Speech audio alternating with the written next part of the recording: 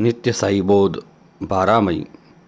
ऐसा हा विश्वाभास चिन्मात्री मिथ्या माया विलास प्रपंच जात स्वप्न विन्यास तदर्थ प्रयास काव्यर्थ। साई सूक्ष्म से भी सूक्ष्म है और विराट से भी विराट है। सूर्य उपासक सूर्य की आरती करते हैं। गणपत्य गुड़ के गणेश जी को गुड़ का ही नैवेद्य दिखाते हैं। कुछ लोग महासागर से अंजलि भर जल लेके उस सागर में ही अर्घ्य देते हैं। सूर्य, गणपति और सागर, यह भक्त का भाव देखते हैं। समानशीले व्यसनेषु सख्यम, इसका अर्थ समानशील, एक जैसे स्वभाव जिनके हैं उनका एक दूसरे से प्रेम होता है, परंतु उस नियम को देह और आत्मा, इनका संगम अपवाद है। स्वभाव से ही देह और आत्मा परस्पर भिन्न है। दूसरे के बिना चैन नहीं मिलता। वह दोनों भी एक क्षण के लिए भी एक दूसरे से जुदा नहीं रह सकते। आत्मा निर्विकार है, अक्षर है और देह नश्वर है और विकारी है। फिर भी इन दोनों का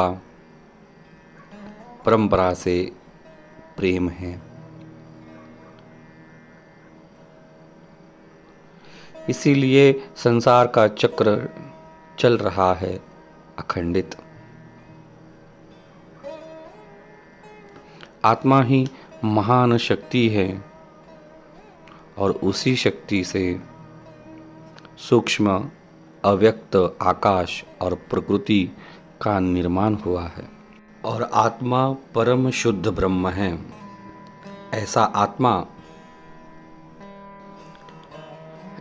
आत्मा संसार में माया के प्रभाव से प्रभावित होकर कर्म करता है।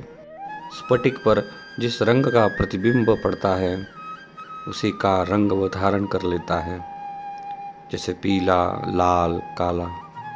परंतु वास्तविकता यह है कि वह स्फटिक सभी रंगों से अलग है, सभी विकारों से वह दूर है।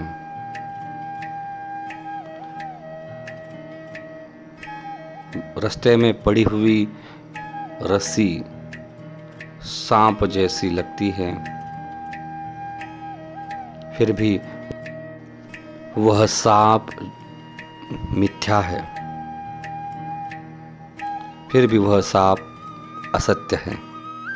सीप पे अगर सूर्य के किरण पड़ जाए तो सीप चांदी के जैसे चमकने लगता है।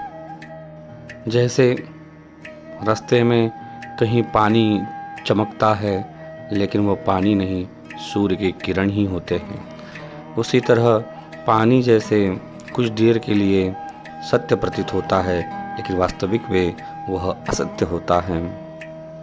उसी तरह मैं देह हूँ, यह अभिमान भी मिथ्या है और बंधन निर्माण करने वाला है। देह, बुद्धि, मन, प्राण, इन सब का अभिमान जब तक है तब तक सुख और दुख अनिवार्य है। पेड़ का बीज बहुत ही सूक्ष्म होता है, फिर भी उससे जो वृक्ष निर्माण होता है वह विशाल होता है। वह वृक्ष उसी बीज में छिपा होता है। जीवात्मा और इस विश्व का मूल ब्रह्म में है।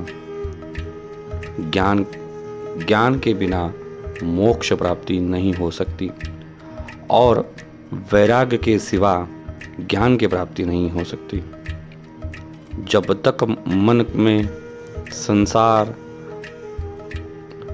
मन को यह संसार अनित्य, विनाशी, असत्य प्रतीत नहीं होता, तब तक संसार केवल स्वप्न का एक दिखावा है, और इस दिखावे में अगर हम गुम हो जाएं तो हम फिर उससे उभर नहीं सकते।